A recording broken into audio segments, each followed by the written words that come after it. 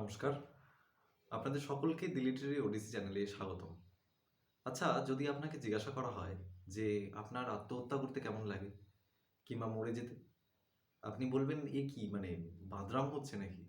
কারণ বিরিয়ানি না পোলাও, সন্দেশ না রসগোল্লা, দীঘা না দার্জিলিং, গোয়া না কাশ্মীর, নাকি সিঙ্গাপুর, আর কিংবা এট লিস্ট মোহনবাগান না ইস্ট বেঙ্গল। এই হলো গিয়ে আলোচনার বিষয়বস্তু। তা না কি সব আত্মহত্যা, মরে যাওয়া এসব যত সব ফালতু জিনিসপত্র। আসলে আপনার এই প্রত্যুত্তর হয়তো স্বাভাবিক এবং সঙ্গত বেশ খানিকটা।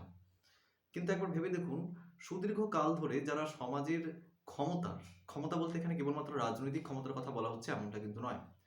রাজনৈতিক, সামাজিক, সাংস্কৃতিক এবং সমাজের উম যে কটা ক্ষমতার মাপদণ্ড রয়েছে সব কটার কেন্দ্রবিন্দু থেকে সুদীর্ঘ কাল যাবৎ বহুদূরে অবস্থান করছে যারা প্রান্তিক, যারা মার্জিনালাইজড, তাদের দিক থেকে একবার ভেবে দেখুন তো। বিমল কর তার সংস্কৃতি সামাজিক দূরত্ব নামক প্রবন্ধে যাদেরকে মার্জিনালাইজড কালচারের অভ্যন্তরে তালিকাভুক্ত করেছেন, কিংবা গায়ত্রী চক্রবর্তী স্পিভাক তার ক্যান সাবলটার্ন স্পিক নামক উল্লেখযোগ্য প্রবন্ধে, তিনি প্রেসিডেন্সি বিশ্ববিদ্যালয়, যদিও তখনও কলেজ ছিল, সাবলটার্ন বলে অভিহিত করেছেন সেই সমস্ত সাবলটার্ন, সেই সমস্ত মার্জিনালাইজড মানুষ যারা নিপীড়িত, শোষিত, বঞ্চিত, অবহেলিত, যুগ যুগান্ত ধরে বিভিন্ন ধরনের ভেদাভেদ এবং বৈষম্যের শিকার হয়ে এসেছে, সেই সমস্ত মানুষদের পক্ষ থেকে, তাদের দিক থেকে একবার ভেবে দেখলে উত্তরটা কি একই রকম আসবে? আমার মনে হয় সেক্ষেত্রে উত্তরটা একটু পাল্টে যাবে। আমরা সচরাচর যারা রাস্তাঘাটে চলাফেরা করি, তাহলে আমরা দেখতে পাই যে চায়ের দোকানের পাশে যারা রোয়াকে শীত গ্রীষ্ম বর্ষা একটা ছেঁড়া চাদরকে সম্বল করেই কাটিয়ে দেয়, যাদের অর্ধ উলঙ্গ সন্তানেরা শীতকালে, কনকনে শীতকালের ঠান্ডার মধ্যেও একটা কাদামাখা জলের হামাগুড়ি খায়, কিংবা হাওড়া ব্রিজের ফুটপাত দিয়ে হাঁটতে গেলে যাদের কঙ্কালসার শরীরটা দূর থেকে দেখেও কটা হাড় আছে গুনে ফেলা যায়, কিংবা শিয়ালদা স্টেশনের 1 নম্বর প্ল্যাটফর্ম থেকে সাউথের দিকে যেতে গেলে যাদেরকে ডিঙিয়ে আমাদেরকে যেতে হয়, কিংবা সাধারণত যা ট্রেনে বাসে যারা আমাদের কাছে 1 টাকা 2 টাকার জন্য ভিক্ষা চাইতে আসে এবং আমরা নেই নেই এখন হবে না বাবা, ওসব নেই, এইসব বলে যাদেরকে দূরে সরিয়ে দিই, সেই সমস্ত মানুষ, তাদের দিক থেকে কি আমরা কখনো ভেবে দেখেছি? তাদের দিক থেকে যদি আমরা ভেবে দেখি, তাহলে কি আমার এই প্রশ্নের উত্তরটা কি একই রকম হবে যেরকমটা স্বাভাবিক মানুষ প্রদান করে থাকে? আমার মনে হয় না। যদিও সমাজ বলতে আমি কি বোঝানোর চেষ্টা করছি, সমাজ কাকে বলে, এই নিয়ে সমাজতাত্ত্বিকদের মধ্যেই এখনো পর্যন্ত কোনো সুনির্দিষ্ট মন্তব্য ফুটে ওঠেনি। তারা নিজেরাই এখনো কোনো সুনির্দিষ্ট তত্ত্বে এসে উপনীত হতে পারেননি। কিন্তু তবুও একজন সাধারণ মানুষের চিন্তাভাবনা অনুযায়ী সমাজ বলতে যেটা বোঝানো হয়ে থাকে, সেটুকু ধরে এগোলেই আমাদের আ আলোচ্য বিষয়বস্তু বা এই আড্ডা উদ্দেশ্য সাধিত হয়ে যাবে বলে আমার বিশ্বাস।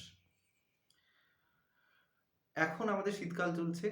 আর কিছু দিনের মধ্যেই একটি কাল আসবে, তার নাম হচ্ছে বসন্তকাল। বসন্তকালে আর কিছু হোক আর না হোক, পশ্চিমবঙ্গ তথা ভারতবর্ষের বিভিন্ন স্কুল, কলেজ, বিশ্ববিদ্যালয় এবং আরেকটু বৃহত্তর প্রেক্ষাপটের দৃষ্টি থেকে যদি আমরা দেখি, তাহলে আমরা দেখতে পাবো যে সমাজের আবার সেই সমাজের প্রসঙ্গ চলে আসছে। মানে পাড়া, ক্লাব, এই সমস্ত জায়গাতে আর কিছু হোক না হোক একটা জিনিস তো অবধারিত হবেই হবে, যেটা দুর্ভাগ্যবশত বাংলাদেশে এই সম্প্রতি বন্ধ হয়ে গেছে, বা কেন বন্ধ হয়েছে সেই নিয়েও আবার একটা আন্দোলন তৈরি হয়ে গেছে। সেটা হলো বসন্ত উৎসব, সাংস্কৃতিক অনুষ্ঠান। এই বসন্ত উৎসবের চারিদিক থেকে আমরা দেখতে পাবো যে আনন্দ ধারা প্রবাহিত হতে শুরু করবে।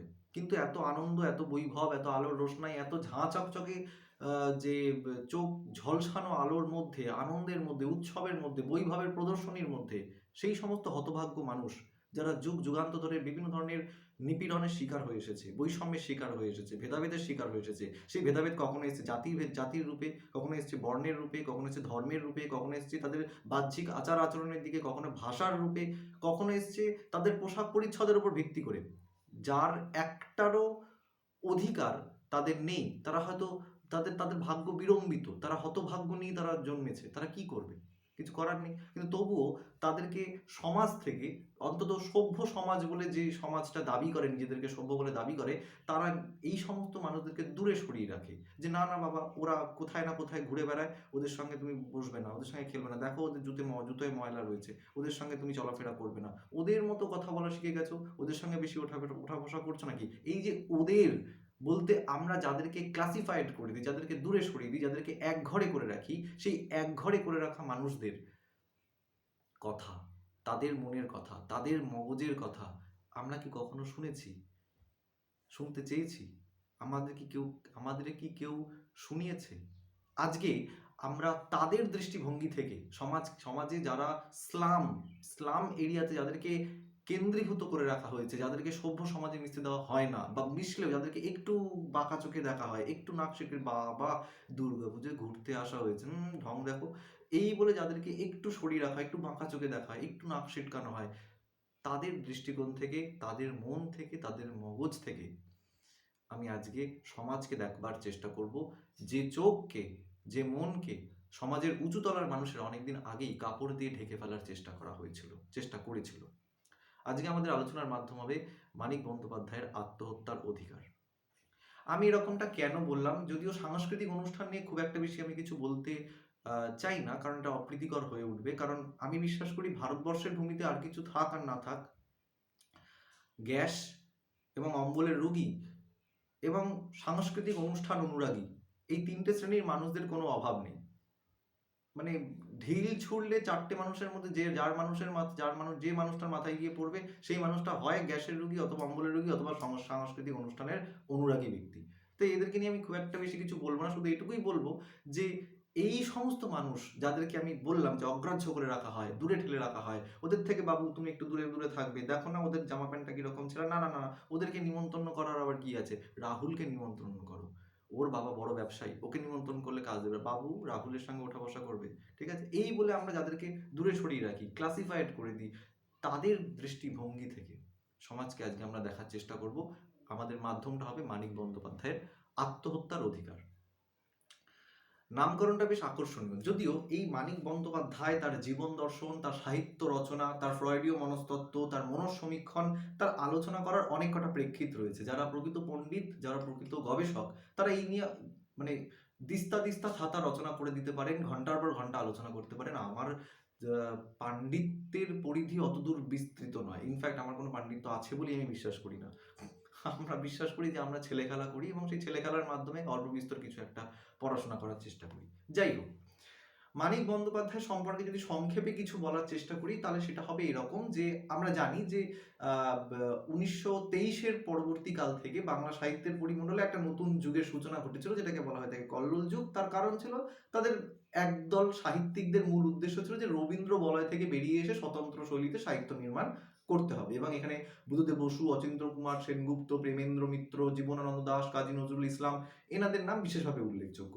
এবং যে পত্রিকাকে কেন্দ্র করে এই চেতনার জাগরণ ঘটেছিল, সেই পত্রিকাটা যেহেতু কল্লোল পত্রিকা ছিল, তাই এই যুগটাকে, এই চেতনাটাকে কল্লোলীয় চেতনা বা কল্লোল যুগ বলা হয়ে থাকে। যাই হোক, কল্লোল যুগ বলে অচিন্ত্য কুমার সেনগুপ্তের একটা বিশাল ভালো বইও রয়েছে, গ্রন্থও রয়েছে।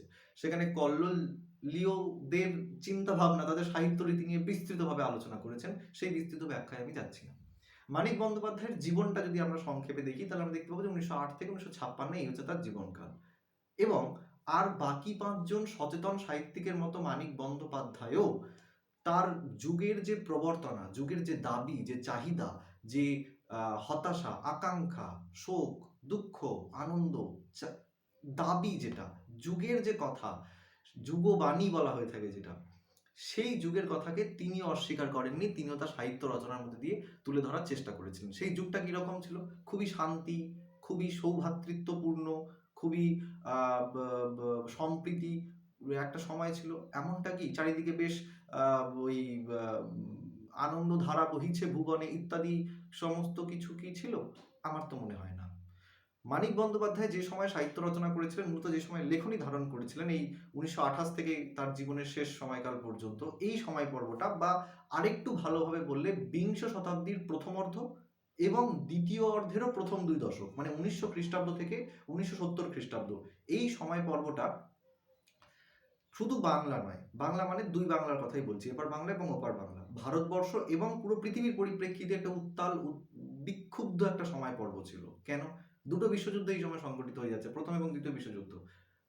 আমরা বড়াই করি যে কটা জিনিসপত্র নিয়ে, তাদের মধ্যে একটা ঠুনকো, ইনট্যাঞ্জিবল কমার্সের ভাষায় বস্তু হচ্ছে এথিক্স বা মূল্যবোধ, ন্যায়, নৈতিকতা। এই এথিক্স বা মূল্যবোধের একেবারে দাঁত বার করা চিত্র, একেবারে যেটাকে বলে হাড়গিলে চিত্র, একেবারে ধ্বংসস্তূপ এই সময় ফুটে উঠতে দেখা যায়। মানব জাতির মূল্যবোধ, ন্যায়, নৈতিকতা, নীতি সমস্ত কিছু মাটিতে মিশে গিয়ে যেতে লক্ষ্য করা গিয়েছিল এই সময় পর্বে, প্রথম এবং দ্বিতীয় বিশ্বযুদ্ধের সময়কালে। এবং এই সময় মানুষ এক অদ্ভুত ধরনের হত্যালীলায় উন্মত্ত হয়ে ওঠে। পৃথিবীর প্রায় সমস্ত দেশই এই প্রথম এবং দ্বিতীয় বিশ্বযুদ্ধে সক্রিয়, প্রত্যক্ষ অথবা পরোক্ষভাবে যুক্ত হয়ে যায়। দুটি খণ্ডে বিভক্ত হয়ে যায় পৃথিবী, অ্যাক্সিস এবং অ্যালাইজ। প্রথম বিশ্বযুদ্ধের যে ভয়াবহতা, যে মাদকতা, সেটা দেখে পাশ্চাত্যের বিখ্যাত কবি এবং দার্শনিক টমাস স্টার্নার্স এলিয়ট রচনা করে ফেললেন দি ওয়েস্টল্যান্ড, অর্থাৎ এই পরিত্যক্ত ভূমি। পৃথিবীকে তিনি পরিত্যক্ত ভূমির সঙ্গে তুলনা করলেন। কেন? আমরা জানি যে অনাবাদী জমি থেকে নতুন ফসল উৎপন্ন হয় না, কোনো ফসলই উৎপন্ন হয় না। অনাবাদী জমি মানে সে বাঁজা জমি, সেখান থেকে আর কিছু উৎপন্ন হবে না, সেটা পরিত্যক্ত। এই পৃথিবীকেও তিনি অপরিত্যক্ত ভূমির সঙ্গে তুলনা করলেন, অর্থাৎ এই পৃথিবী থেকে পুনরায় সুষ্ঠু, স্বাভাবিক, রুচিশীল মানব প্রজন্ম উৎপন্ন হবে না। এই জন্য এই পৃথিবীকে তিনি দি ওয়েস্টল্যান্ড, অনাবাদী জমির সঙ্গে তুলনা করলেন।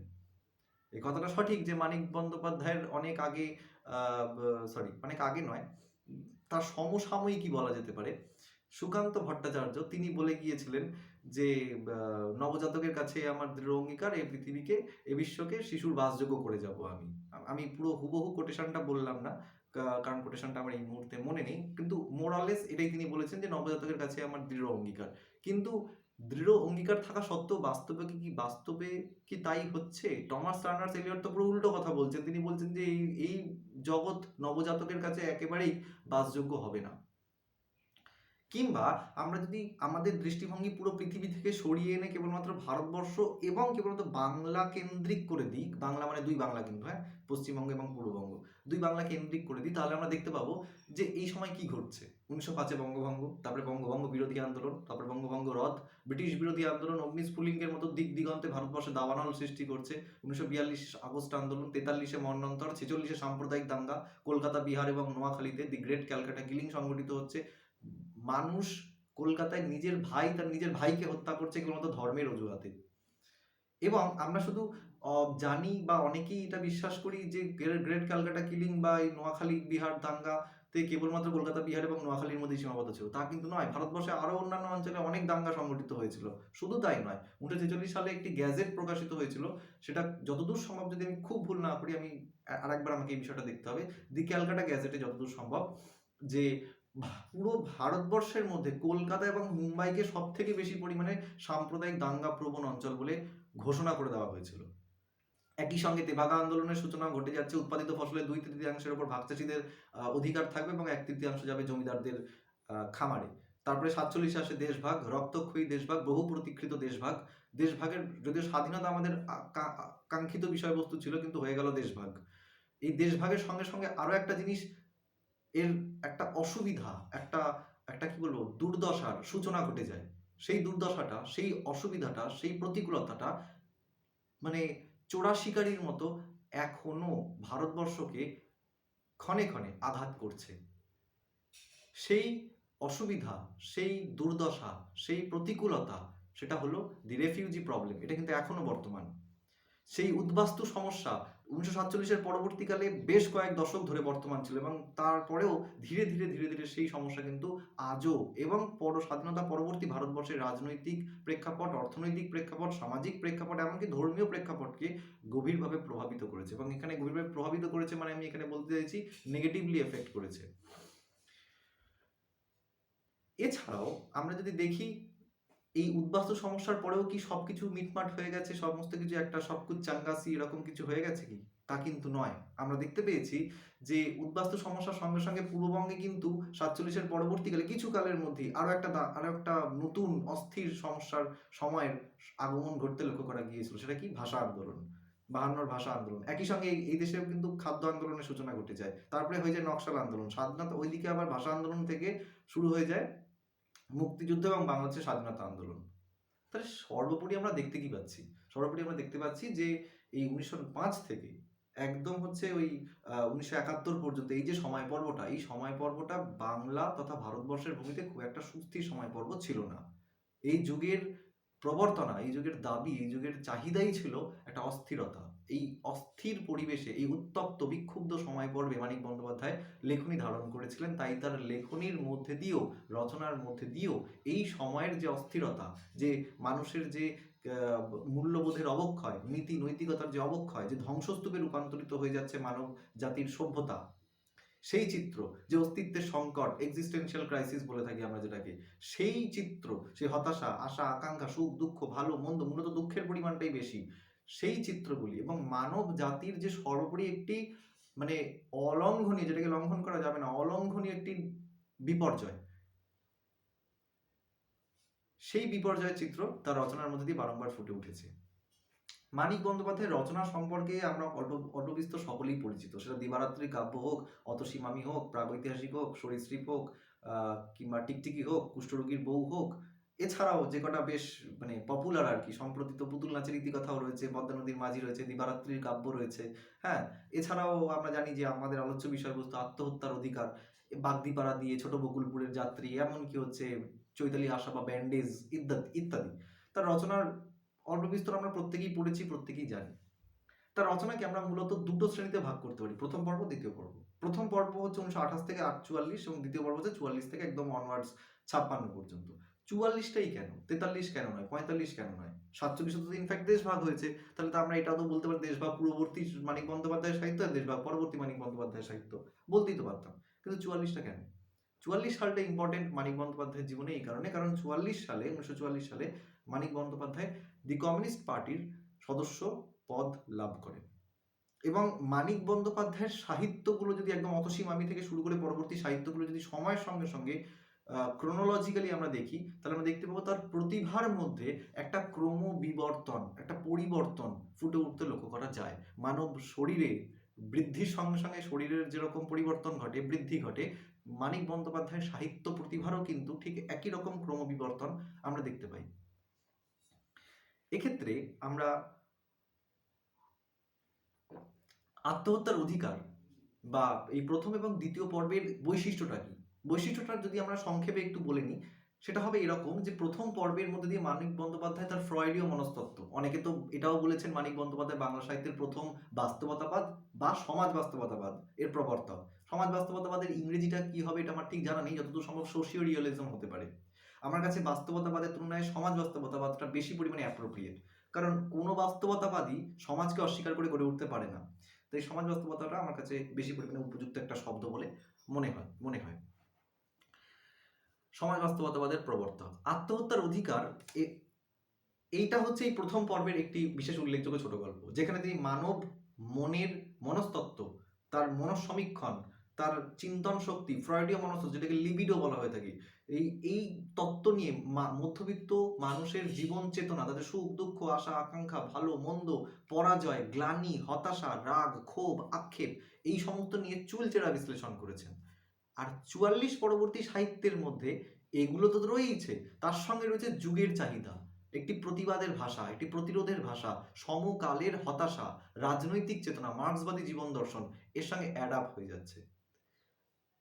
এটা হচ্ছে দ্বিতীয় পর্বের সাহিত্য রচনার একটি বিশেষ উল্লেখযোগ্য বৈশিষ্ট্য। ছোট বকুলপুরের যাত্রী, বাগদিপাড়া দিয়ে, হারানের নাচ জামাই, চৈতালি আশা এই পর্যায়ের উল্লেখযোগ্য সাহিত্যকর্ম বলে বিবেচিত হয়। আমরা যদি আমাদের আলোচ্য বিষয়বস্তুর দিকে তাকাই, মানিক বন্দ্যোপাধ্যায়ের আত্মহত্যার অধিকার, আমরা দেখতে পাবো একটা পরিবারের চিত্র, হতাশা দ্বারা জর্জরিত, একেবারে হতাশা দ্বারা গ্রস্ত, দুর্দশাগ্রস্ত, মানবেতরভাবে তারা জীবন অতিবাহিত করছে। পরিবারের প্রধান সদস্য হচ্ছে নীলমণি, সে নিজে অসুস্থ, ঘর তার চারিদিকে ফুটো, বর্ষা স্নাত একটি রাত্রের চিত্র এখানে ফুটে উঠছে, প্রবল বৃষ্টি হচ্ছে, সেই বৃষ্টিতে বিভিন্ন জায়গা থেকে জল পড়ছে এবং জল এতটাই পড়ছে যে সেই জল পড়ে মেজে ভিজে গেছে। এই রকম পরিস্থিতিতে সে কি করবে? তার সাংসারিক জীবনের এই বিফলতা, এই দারিদ্রতা, এই দারিদ্র, এই বিফলতা, এই পরাজয়, এই সমস্ত কিছু, এই হতাশা যেন সমস্ত কিছু একত্রিত হয়ে একটা ক্ষোভের জন্ম দিচ্ছে, একটা আক্রোশের জন্ম দিচ্ছে।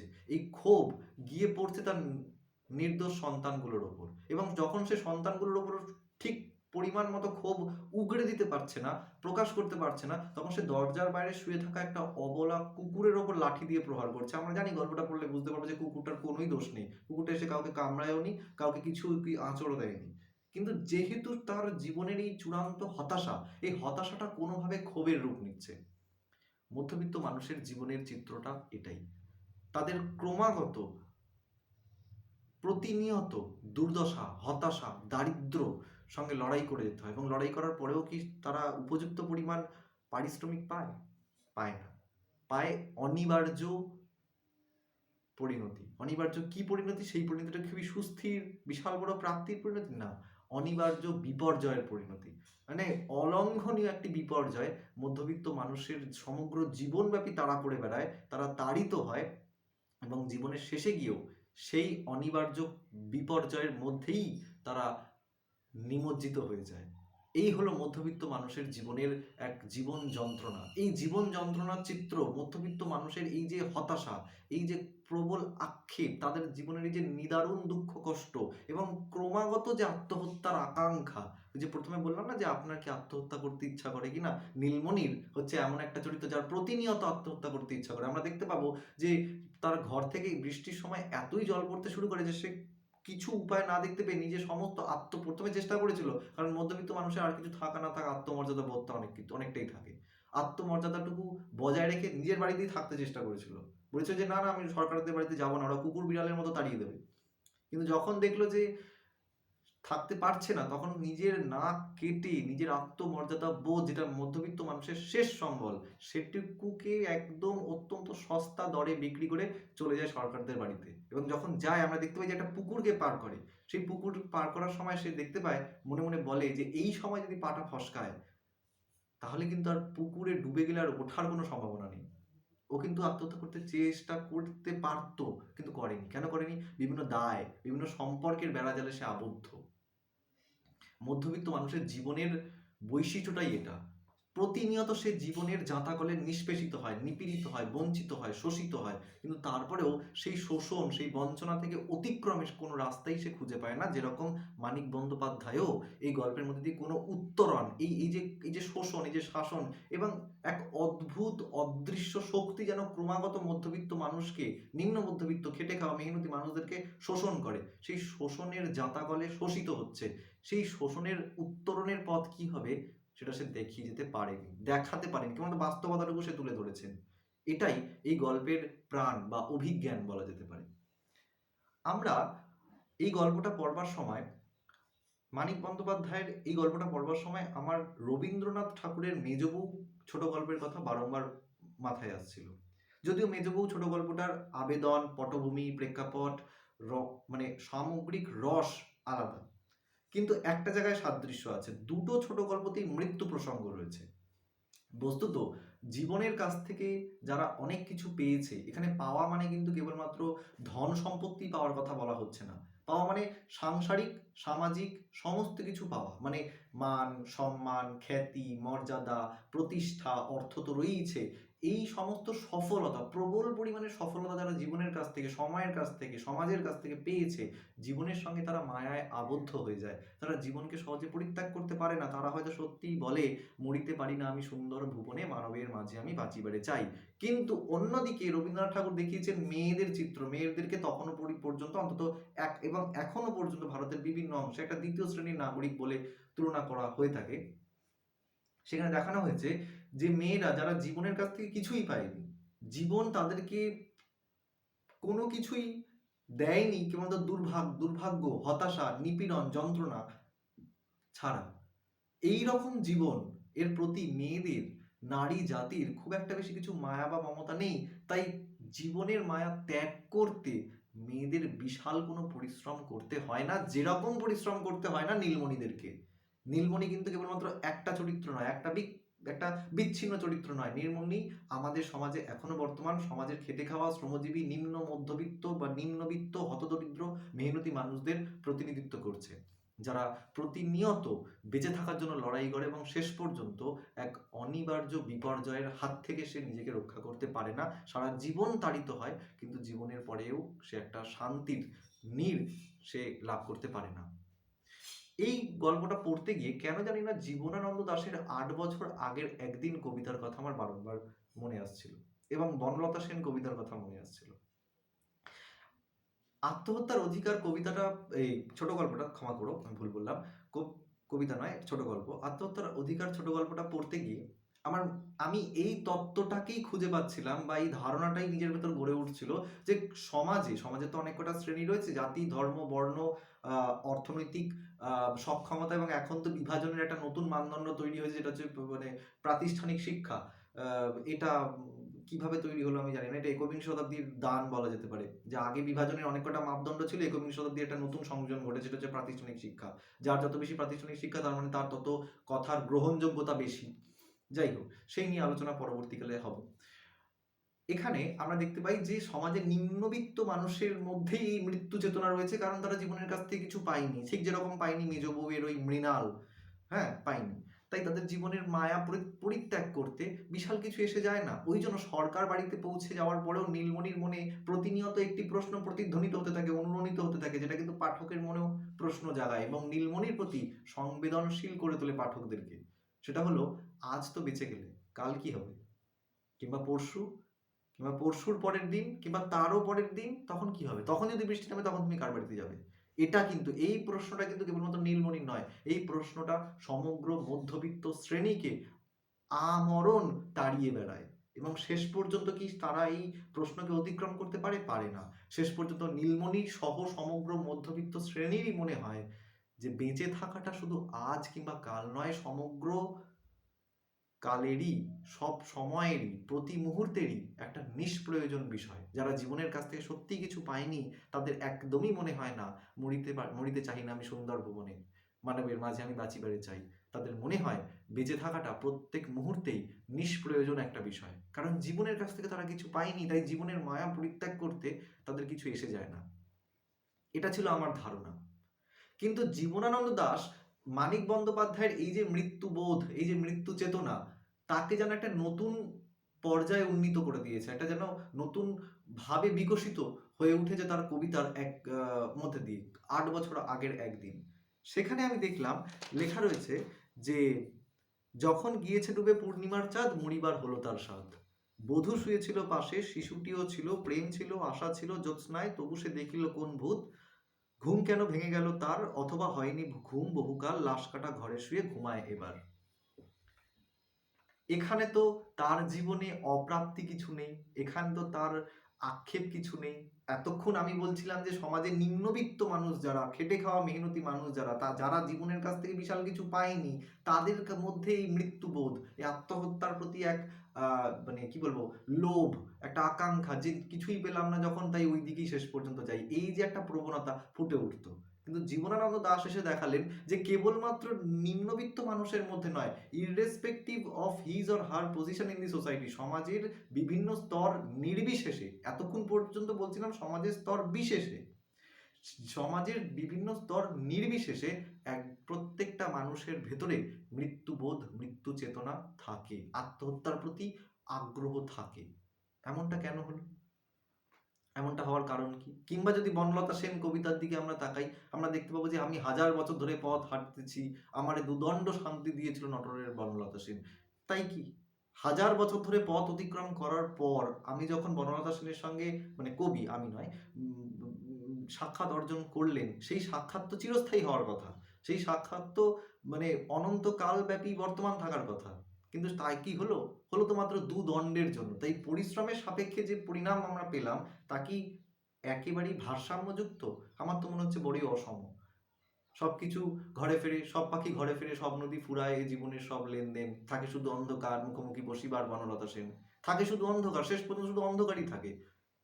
তাই আমরা মানিক বন্দ্যোপাধ্যায়ের ওই কেবলমাত্র নিম্নবিত্ত মানুষ নয়, সমাজের সর্বস্তরের মানুষের মধ্যে এই মৃত্যুবোধ, এই মৃত্যু চেতনা যেন তা মানুষকে, সমাজের এখনকার জগতের, এখনকার জীবনের মানুষকে গ্রাস করে ফেলছে।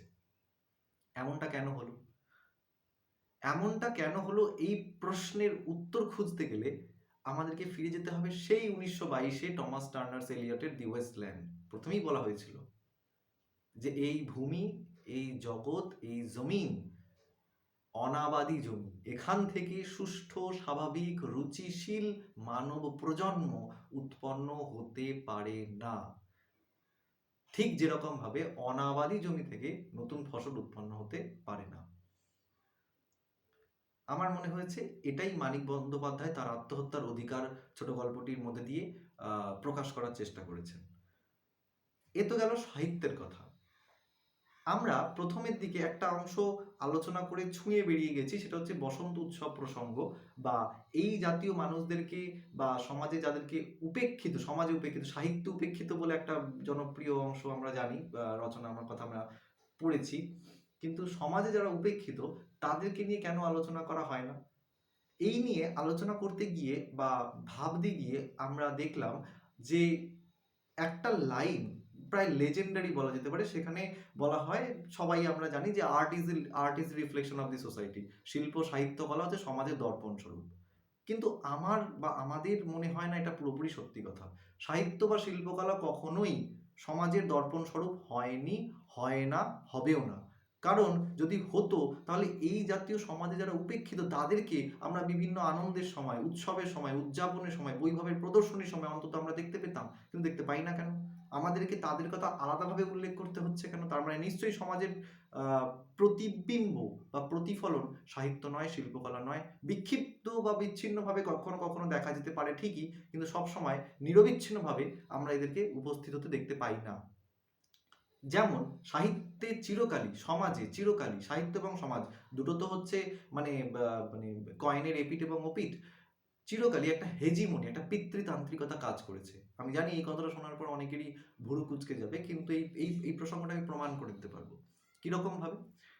দুটো প্রসঙ্গ বললেই বোঝা যাবে। আমি যদি বলি যে সাহিত্যে কিভাবে, সমাজে কিভাবে হেজিমনি কাজ করে, self and the other theory, আমরা ওরা তত্ত্ব কিভাবে কাজ করে, সাহিত্য কিভাবে কাজ করে, এবং সেটাকে কিভাবে মানুষের মস্তিষ্কের প্রতি কোষে কোষে পুঁতে দেওয়া হয়েছে, তার প্রমাণ আমি উল্লেখ করছি। দুটো উদাহরণ দেব। প্রথম, আমি যদি বলি শ্রাবণ, বর্ষা, বৃষ্টি, যদিও শ্রাবণ শব্দটা বেশি কাব্যিক বলে কানে শোনায়, যদি বলি তাহলে কি কতগুলো চিত্র মাথায় আসে?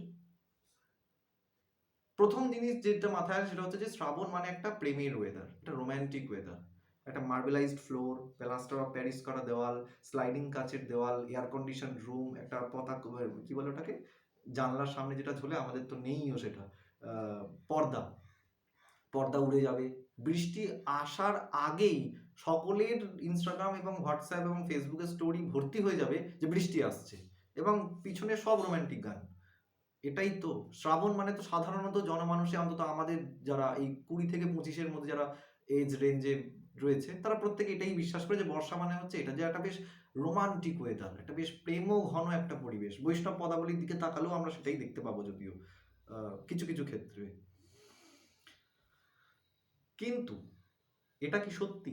আমরা যদি এটাকে এবার একটু অন্য দিক থেকে ভেবে দেখি, যদি নীলমণির মতো কেউ থেকে থাকে, যাদের বৃষ্টি হলেই ঘরের চাল থেকে জল পড়ে, যদি 30 মিনিট একটানা ভারী বৃষ্টি হয়, তাদেরকে বিভিন্ন জায়গায় বাটি রাখতে হয় যে এখানটায় জল পড়বে, এখানটায় জল পড়বে, জলটা ধরে রাখি। জলটা যদি বয়ে বয়ে আমার চলে যায় চালের বস্তার দিকে, তাহলে চালগুলো পচে যাবে, আমাকে এটা ধরে রাখতে হবে।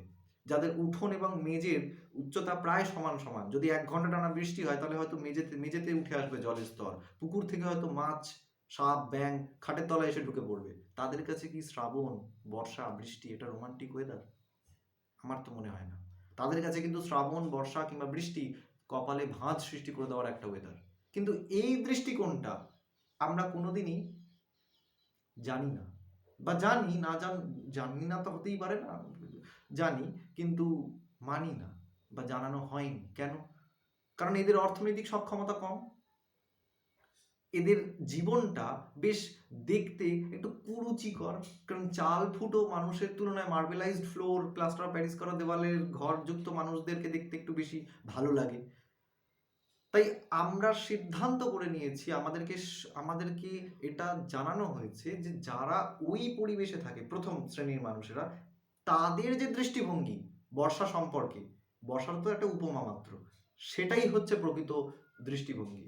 আর দ্বিতীয় শ্রেণীর মানুষ, যারা ওই নীলমণির মতো মানুষ, তাদের যে দৃষ্টিভঙ্গি সেটা আনকালচার্ড, ওটা উপেক্ষা করা যেতেই পারে। এটা কি হেজিমনি নয়? এটা কি পিতৃতান্ত্রিকতা নয়? এটা কি self and the other theory নয়? অবশ্যই self and the other theory. যেমন আরো একটা উদাহরণ দিলে বোঝা যাবে।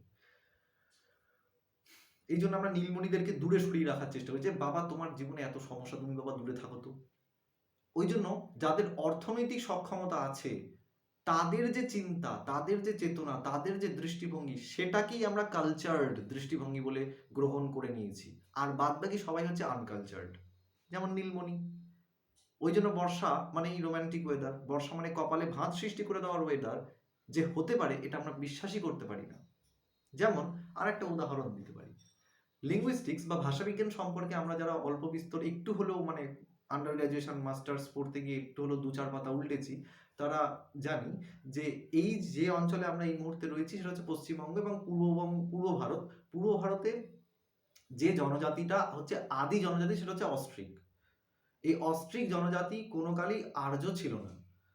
এবং এবং আর্যীকরণের পরবর্তীকালে ঘটে বহিঃশত্রুর আক্রমণ, যদিও বহিঃশত্রুর মাধ্যমে আমি একটা নির্দিষ্ট টার্মকে ওভারলুক করে যাওয়ার চেষ্টা করছি, সেই নিয়ে একটা আলাদাভাবে আলোচনা করা যেতেই পারে।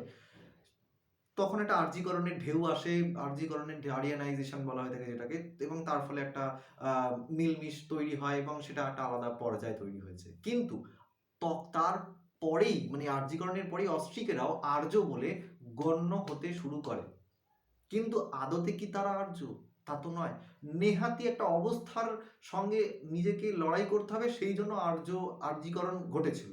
সেই প্রসঙ্গটা পুরোপুরি আলাদা, সেটা নিয়ে আলাদাভাবে আলোচনা করা যেতে পারে যে কেন আর্যীকরণ ঘটলো, বহিঃশত্রু আক্রমণের সঙ্গে নিজেদেরকে ঠেকাবার জন্য হঠাৎ অস্ট্রিকদেরকে, দ্রাবিড়দেরকে কেন নিজেদের সঙ্গে একই অঙ্গের অঙ্গীভুক্ত করে নেওয়ার প্রক্রিয়া কেন শুরু হলো, এখান থেকে আবার মঙ্গল কাব্যের একটা প্রক্রিয়া চলে আসে। সেটা একটা আলোচনার বিষয়বস্তু, আলাদা আলোচনার বিষয়বস্তু। কিন্তু মূল যেটা বলার বিষয় সেটা হচ্ছে অস্ট্রিক হচ্ছে আমাদের প্রাচীন পূর্বপুরুষ, আমাদের আদিম পূর্বপুরুষ, আসল পূর্বপুরুষ। এই অস্ট্রিকরা কারা? এই অস্ট্রিক হচ্ছে পুরুলিয়া, মানভূম, সিংভূম, ছোটনাগপুর অঞ্চলে বসবাসকারী ওই যে কৃষ্ণাঙ্গ ব্যক্তি, ওরাই হচ্ছে আমাদের প্রকৃত পূর্বপুরুষ, ওরাই হচ্ছে আমাদের প্রকৃত পিতা, ওরাই হচ্ছে আমাদের বংশের আদিম পুরুষ। ওদেরকে আমরা কি করেছি? খেদিয়ে দিয়েছি যে না বাবা, এবং কলকাতাকে করে দিয়েছি কালচারাল ক্যাপিটাল। কেন? কারণ কলকাতার কাছে পুঁজি আছে, ঠিক যেরকম ভাবে পুঁজি আছে ওই মার্বেলাইজড ফ্লোরে বসবাসকারী মানুষদেরকে। তাই কলকাতার যে কালচার, কলকাতার যে দৃষ্টিভঙ্গি, কলকাতার যে জীবন দর্শন, সেটাই কালচার দৃষ্টিভঙ্গি। ওই জন্য কলকাতাই হয়ে গেছে কালচারাল ক্যাপিটাল। কিন্তু প্রকৃতপক্ষে কলকাতায় বসবাসকারী মানুষদের যে আদিম বংশধর, তারা কি আমাদের আদিম? তা তো নয়। পুরুলিয়ায় বসবাসকারী মানুষেরা, যাদেরকে আমরা দূরে সরিয়ে দিয়েছি, যে না বাবা, ওই যে বললাম প্রথম দিকে, যাদেরকে আমরা সমাজ থেকে দূরে সরিয়ে দিয়েছি, খেদিয়ে দিয়েছি, জাতি, ধর্ম, বর্ণ, এখানে তো বর্ণ দেখিয়ে আমরা খেদিয়ে দিয়েছি, দূরে সরিয়ে দিয়েছি, তাদের কথা। তারাই কিন্তু আমাদের প্রকৃত পূর্বপুরুষ, প্রকৃত মানে বংশের উত্তরাধিকার বলা যেতে পারে। উত্তরাধিকার তো আমরা মানে পূর্ব অধিকার বলা যেতে পারে। কই তাদেরকে তো আমরা বলি না। আমাদের পশ্চিমবঙ্গের অন্তত কালচারাল ক্যাপিটাল হওয়া দরকার পুরুলিয়া, কিন্তু সেটাকে আমরা করিনি, কারণ সেখানে ক্যাপিটাল কম, ক্যাপিটাল বেশি রয়েছে ইয়েতে, কলকাতায়। তাই art is never never ever is reflection of the society. সমাজের প্রতিবিম্ব সাহিত্য কখনোই নয়। আমার সংক্ষিপ্ত জ্ঞানের ধারণা অনুযায়ী আমার মনে হয় সাহিত্য এবং সমাজ চিরকালই হচ্ছে পুঁজিবাদী এবং অর্থনৈতিক সক্ষমশালী মানুষদের প্রতিনিধিত্ব করেছে। Art is the reflection of the privileged class, art is never reflection of the society. কখনোই নয়। পুঁজিবাদী এবং অর্থনৈতিক ক্ষমতা সম্পন্ন মানুষদের প্রতিনিধিত্ব, প্রতিবিম্ব সাহিত্য এবং সমাজের মধ্যে দিয়ে ফুটে ওঠে। ঠিক সেই কারণে বর্ষা রোমান্টিক ওয়েদার আর কলকাতা হয়ে গেছে কালচারাল ক্যাপিটাল, এই কারণে। এই জন্য বললাম যে সাহিত্য এবং সমাজের চিরকালই একটা হেজিমনি বর্তমান থাকতে দেখা যায়। সেই কারণে সমাজে যারা উপেক্ষিত, তাদেরকে আমরা কোনো অনুষ্ঠানে, কোনো আলোচনাতে, কোনো উৎসবে, উদযাপনে তাদেরকে আমরা দেখতে পাই না। দূরে সরিয়ে রাখা, যে না না না না, ওরা বাবা আমাদের মতো নয়। কেমন দেখো পোশাক পরিচ্ছদ পরেছে, আমরা বেশ প্যান্ট শার্ট পরেছি, আমরা বেশ সভ্য।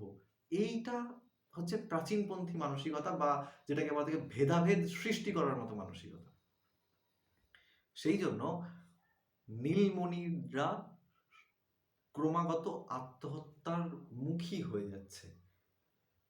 আমার এই গল্পটা পাঠ করার পর এটাই মনে হয়েছে যে খেটে খাওয়া শ্রমজীবী মেহনতি মানুষদের জীবনের যে চিরন্তন সংগ্রাম, এবং সংগ্রামের পরবর্তীকালেও যে জয় আসছে এমনটা নয়, সেখানেও কিন্তু পরাজয়ই আসছে। আর যদি সংগ্রাম না করে তাহলে তো অনিবার্য পরাজয়।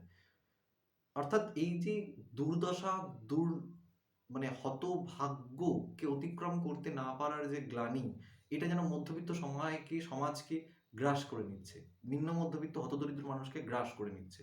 এই চেতনাটাই, এই চিন্তাটাই, এই মধ্যবিত্ত মানুষের যে আত্মমর্যাদা বোধ, যেটা শেষ সম্বল তার, সেটাকেও বিক্রি করে দিয়ে বেঁচে থাকার একটা অসফল প্রচেষ্টা, সেটাই এই ছোট গল্পের বৈশিষ্ট্য।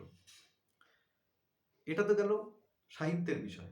আমরা যদি সমাজের দিকে চলে আসি, তাহলে আমরা জানি যে আমরা যারা রাস্তাঘাটে অল্প বিস্তর চলাফেরা করি, ট্রামে, বাসে, মেট্রোতে, অটোতে, টোটোতে, ম্যাজিক গাড়িতে, তারা আমরা জানি যে আমার পাশে যে লোকটা দাঁড়িয়ে থাকে, তার জীবনেও নানান ধরনের সমস্যা রয়েছে, প্রতিকূল পরিস্থিতি রয়েছে। একই আকাশের তলায় বসবাস করা সত্ত্বেও আমরা প্রত্যেকেই বিভিন্ন চিন্তা দ্বারা আবদ্ধ, বিভিন্ন সংশয়, বিভিন্ন সমস্যা দ্বারা গ্রস্ত। সমস্যার প্রকৃতিটা হয়তো আলাদা, কিন্তু প্রত্যেকেই জীবনেই কিছু না কিছু সমস্যা রয়েছে, দু একজন বাদ দিয়ে। আমার সংকীর্ণ জ্ঞানের পরিধি অনুযায়ী আমরা যদি আমাদের পাশের মানুষটার প্রতি যদি একটু, খুব বেশি না, যদি একটু সংবেদনশীল, যদি একটু সহানুভূতিশীল এবং একটু যদি ধৈর্যশীল হই, একটু, খুব বেশি না, তাহলে আমার বিশ্বাস আমরা এরকম অনেক অনেক অনেক নীলমণিকে আত্মহত্যার দরজা থেকে সরিয়ে এনে জীবনমুখী, পুনরায় বাঁচার অভিমুখী করে তুলতে পারবো। এটা সাহিত্যের সঙ্গে নয়, এটা আমার ব্যক্তিগত অভিমত। আমাদের আলোচনা এখানেই আমি ইতি টানছি। দেখা হবে পরবর্তী আলোচনায়।